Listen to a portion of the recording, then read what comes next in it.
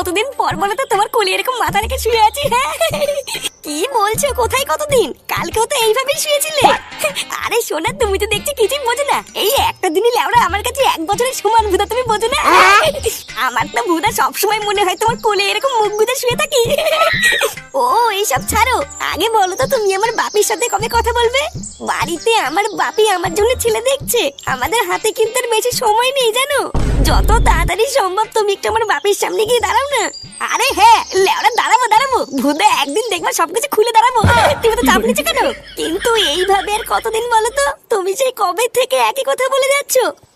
আমার পাগলিটা লেওড়ার 2 দিন দাঁড়াও না। আমার ব্যবসাটা একটু দাঁড়ালেই তোমাকে কি নিয়ে আসবো। আসলে কয়েকটা দিন আমার ব্যবসায় একটু চাপ আছে বুঝলে তো।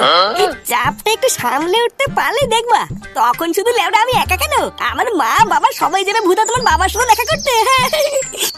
এই শুনে তুমি ঠিক বলছো তো? আরে হ্যাঁ মানে হ্যাঁ, আমাকে কোনোদিন তোমাকে মিথ্যে কথা বলেছি নাকি? হ্যাঁ